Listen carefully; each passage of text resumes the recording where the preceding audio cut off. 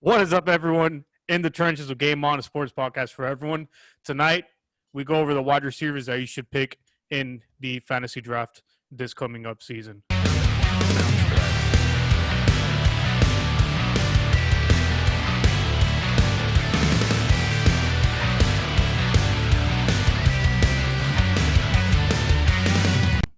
Have you had any drafts yet or no?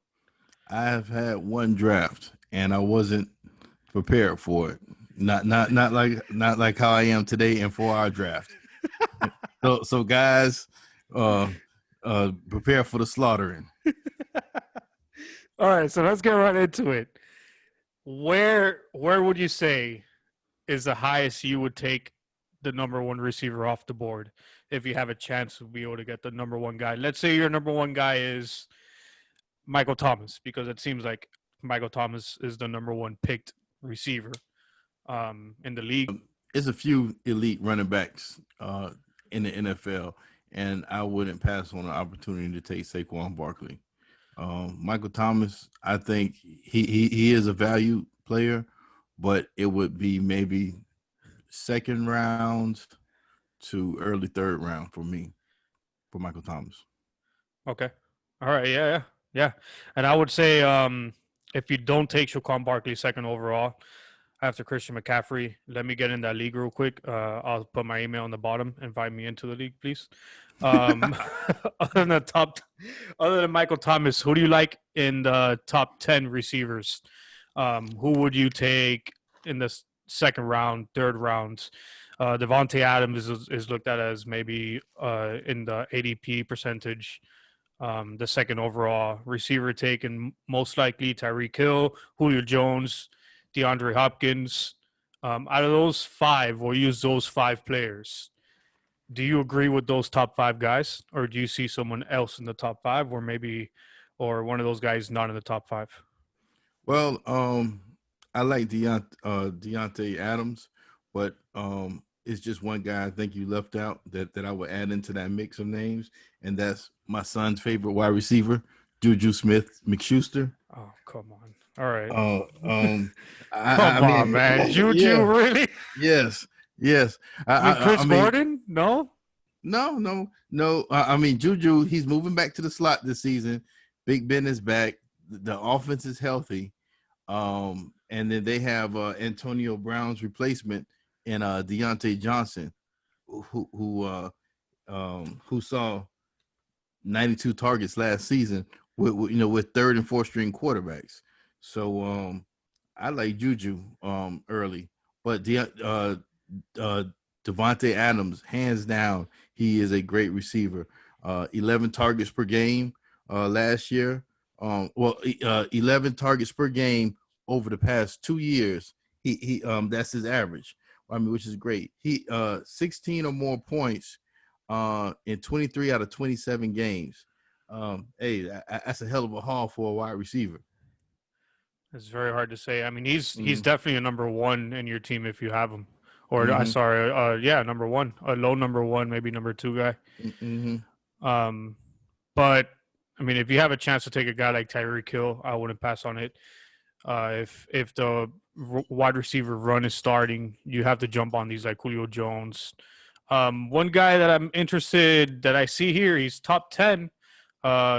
Kenny Golladay from Detroit. For the Detroit Lions.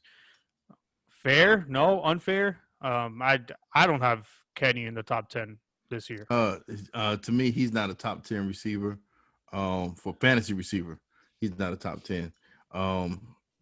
He's probably that third tier receiver.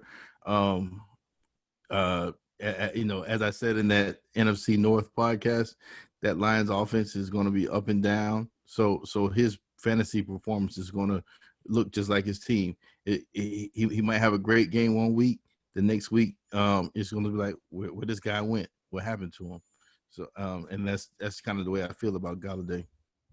Yeah, I mean, I guess you can make an argument. Someone has to produce in that team. They did sign Adrian Peterson. You know, we're not going to have a whole episode on Adrian Peterson. Maybe we will. I don't know. There's a lot to talk about with that guy. He's a historic running back. He's definitely the best one I've ever seen have the honor to see play. By far the best running back, other than Shaquan Barkley, but it's only been one season, so we'll see what the future holds for him. But Adrian Peterson is a special talent and a special human being that is now in the Detroit Lions for 1 year. He's back in that division. Um, does he affect Kenny in any way? Does he help Kenny out or no? Because most of the time when you have a running back and a running game, it's going to open up the wide receivers for you. Yes, I agree fully.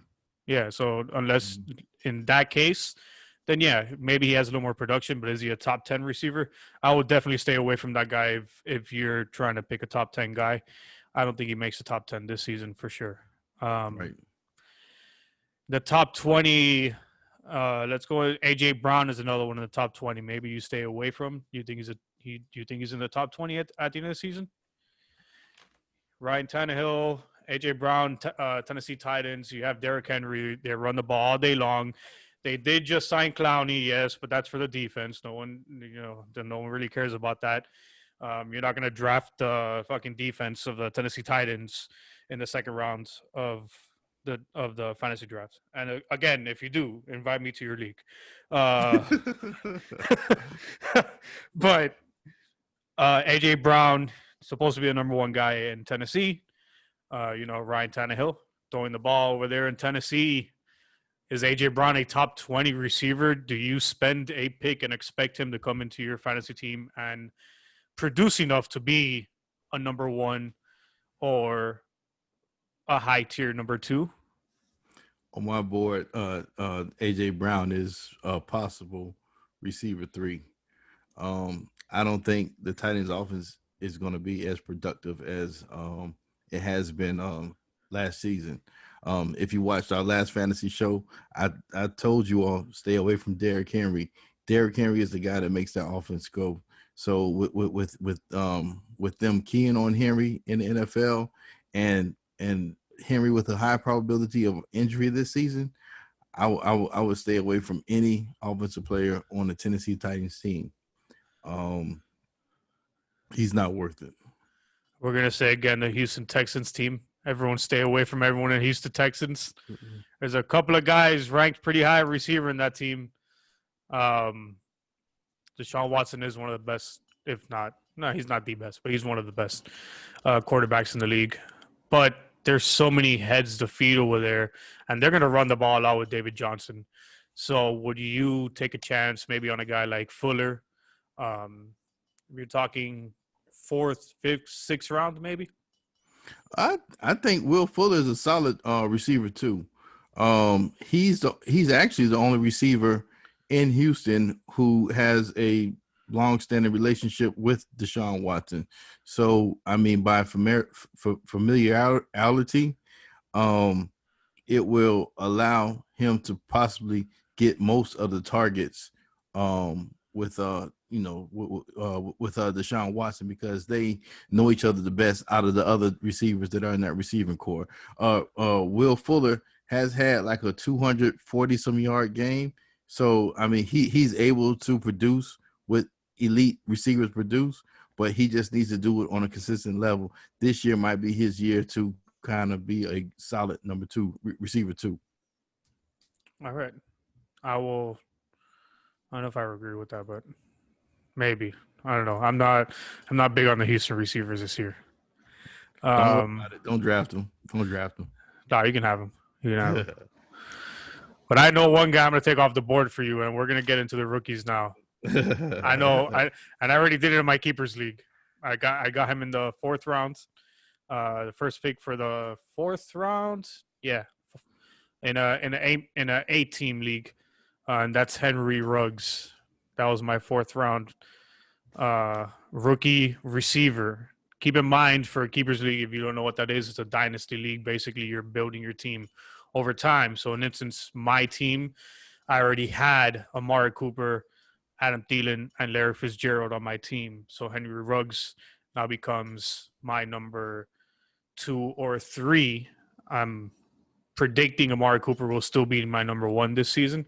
But Henry Ruggs is a good young wide receiver that was drafted this season that the sky's the limit for him. He comes from the factory again.